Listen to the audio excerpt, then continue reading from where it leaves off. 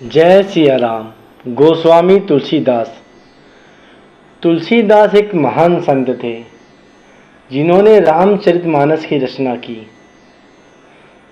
इन्हीं आदि काव्य रामायण के रचयिता महर्षि वाल्मीकि का अवतार भी माना जाता है। लोग इनके पदों पे बहुत सारा लांछन लगाते हैं कि इन्होंने ऐसा नहीं लिखा, वैसा नहीं लिखा और ऐसा क्यों लिखा। लेकिन अगर आप वास्तव में इनको समझते हैं, इनके ग्रंथों को पढ़ते हैं, इनके और भी ग्रंथ हैं जिनको आप पढ़ेंगे, उनके पदों को, उनके दोहों को पढ़ेंगे तो आपको पता चलेगा। और अगर रामचरितमानस ही आपने अगर अच्छे से पढ़ लिए तो भी आपको पता चलेगा कि वो किस पक्ष के थे, किस पक्ष के नहीं थे। तो तुलसीदास जी ने रामचरितमानस एक ऐसा काव्य ग्रंथ की रचना की है जो कभी भी भारत के संस्कार से नहीं जा सकता है।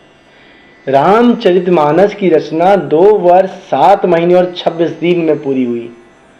इतने दिनों में ग्रंथ संपूर्ण हुआ। कहते हैं कि तुलसीदास जी को राम जी के दर्शन भी हुए थे। राजापुर रहने के बाद जब वे काशी चले गए और वहां की जनता को राम कथा सुनाने लगे तो कथा के दौरान उन्हें एक दिन मनुष्य के वेश में एक प्रेत मिला जिसने उन्हें हनुमान जी का पता बतलाया।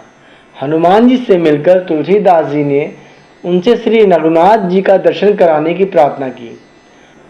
हनुमान जी ने कहा, तुम्हें चित्रकूट में श्री राम जी के दर्शन होंगे। और वो चल पड़े। चित्रकूट पहुंचकर उन्होंने राम घाट पर अपना आसन जमाया और एक दिन वो प्रदक्षिणा करने निकले ही थे कि यकायक मार्ग में श्री राम के दर्शन हुए। उन्होंने देखा कि 2 बड़े ही सुंदर राजकुमार घोड़ों पर सवार होकर धनुष बाण लिए जा रहे हैं। तुलसीदास उन्हें देखकर आकर्षित हो गए परंतु उन्हें पहचान ना सके। तभी पीछे से हनुमान जी ने आकर जब उन्हें सारा भेद बताया तो वे पश्चाताप करने लगे। इस पर हनुमान जी ने उन्हें सांत्वना दी और कहा, प्रातःकाल फिर दर्शन होंगे। संवत 1607 की मौनी अमावस्या को बुधवार के दिन उनके सामने श्री राम जी के पुनः दर्शन होते हैं। उन्होंने बालक के रूप में आकर तुलसीदास से कहा, बाबा हमें चंदन चाहिए, क्या आप हमें चंदन दे सकते हैं? हनुमान जी ने सोचा कहीं ये फिर से धोखा ना खा जाए, इसलिए उन्होंने तोते का रूप धारण कर एक दोहा कहा, चित्रकूट के घाट पर भई संतन की भीड़, तुलसीदास चंदन घिसे तिलक देत रघुवीर। तुलसीदास भगवान श्री राम जी की उस अद्भुत छवि को निहार कर अपने शरीर की सुध बुध भूल गए थे। अंततः भगवान ने स्वयं अपने हाथ से चंदन लेकर अपने हाथ तथा तुलसीदास जी के मस्तक पर लगाया और अंतर्धान हो गए।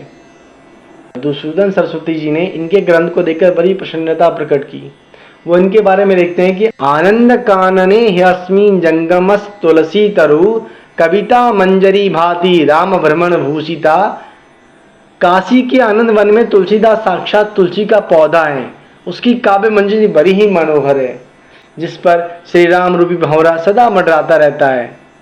126 वर्ष के दीर्घ काल जीवन में तुलसीदास ने अनेक ग्रंथों की रचना की। तुलसीदास की कालजयी रचनाएं जो आज भी लोगों के मन में स्थापित हैं, गीतावली, कृष्ण गीतावली, रामचरितमानस, पार्वती मंगल, विनय पत्रिका, जानकी मंगल, राम ललन हछु, दोहावली, वैराग्य सांदीपनी, रामज्ञा प्रश्न, सतसई वर्वे रामायण, कवितावली, हनुमान बाहुक। तुलसीदास संसार में भांति भांति के लोग तुलसी संसार में भांति भांति के लोग सबसे हंस बोलिए नदी नाव संजोग। इतना सुंदर पद तुलसीदास ने रचा है। गोस्वामी तुलसीदास जी कहते हैं, तुलसी संसार में भांति भांति के लोग सबसे हंस बोलिए नदी नाव संजोग। कितनी सुंदर बात तुलसीदास जी कहते हैं कि इस संसार में कई प्रकार के लोग रहते हैं जिनका व्यवहार और स्वभाव अलग अलग होता है।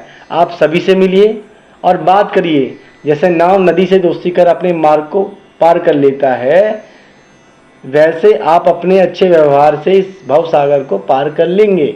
इनमें से रामचरितमानस, विनय पत्रिका, कवितावली, गीतावली सी कृतियों के विषय में किसी कवि की आशवाणी सटीक प्रतीत होती है कि पश्य देवस्य काव्यम ना मिणोति न जिर्यति। अर्थात देव पुरुषों का काव्य देखिए जो ना मरता है ना पुराना होता है, जो कालजयी बन जाता है, हर काल में स्थापित रहता है। और आज तुलसीदास की रामचरितमानस वो कालजयी है जिसका 24 घंटे का लोग पाठ कराते हैं।